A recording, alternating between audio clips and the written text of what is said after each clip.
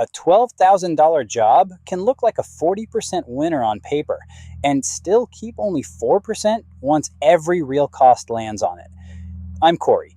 Here's the 5-bucket system that finds that number and the 20-minute weekly habit that stops it from happening again.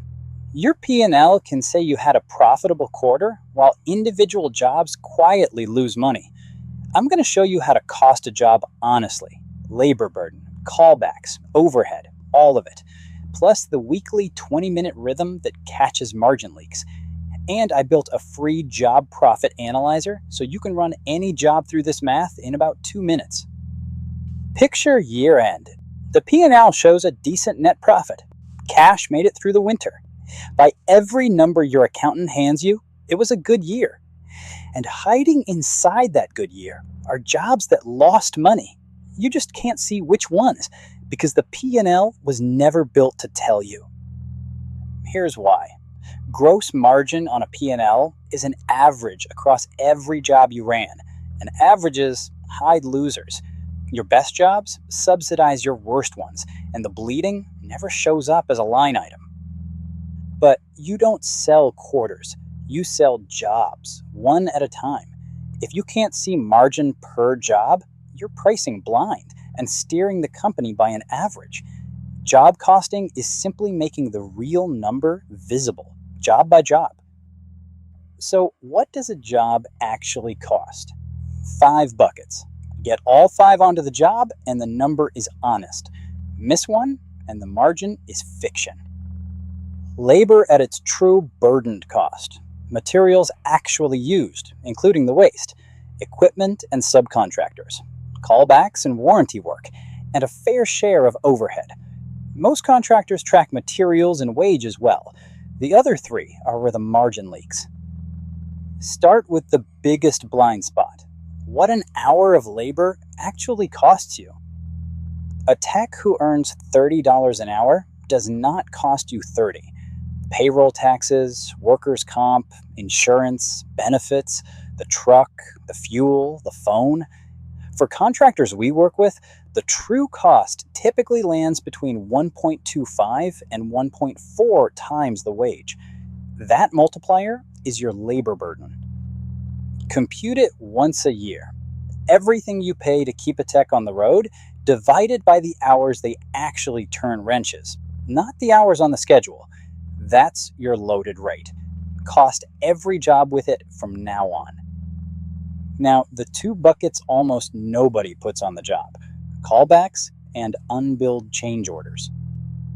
A callback is a job with 0 revenue and full cost. The truck rolls, the tech burns 3 hours, parts go in, and none of it lands on the job that caused it. If callbacks don't get costed back to the original job, your worst work looks exactly like your best work. And unbilled change orders. The scope grew, the price didn't. The extra visit nobody invoiced. The upgrade thrown in to keep the customer happy. Real cost, no revenue attached, and it quietly rewrites the margin on the job.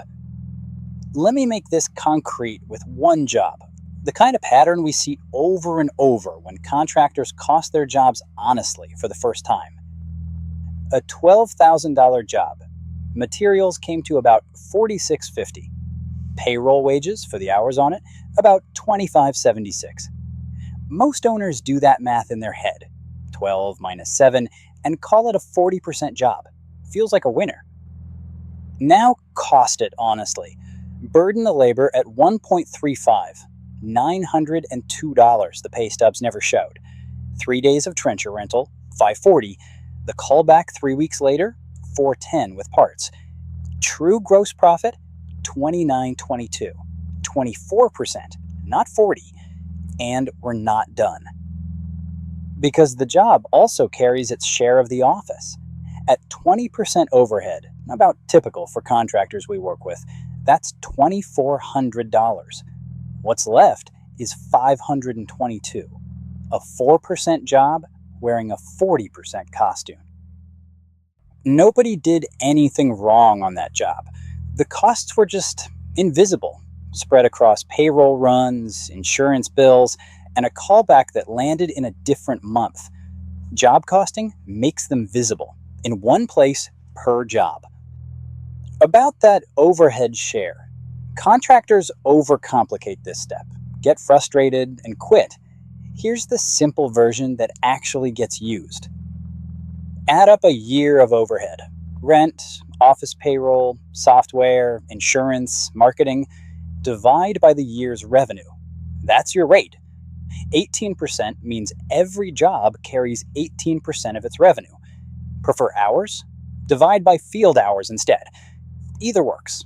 Pick one and stay consistent, because a simple rate you use beats a perfect one you don't.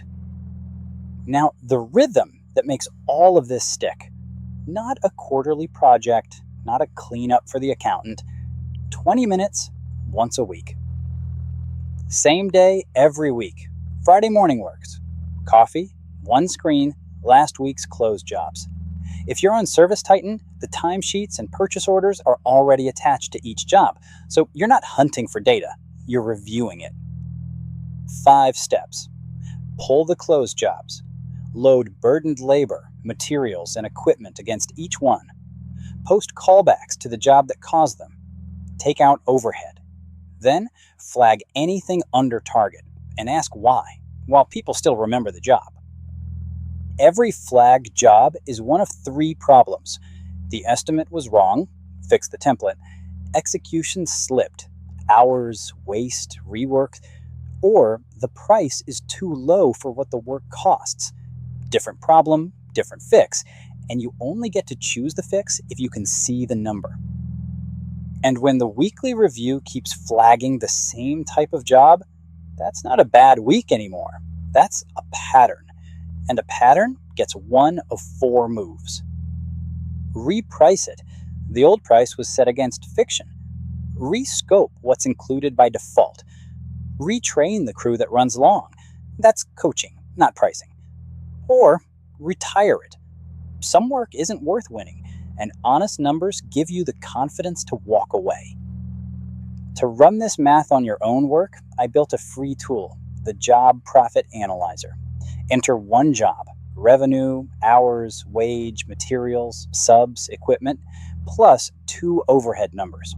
It shows the burden math, which bucket is eating the margin, and an honest verdict: healthy, thin, or underwater, with the fix for each.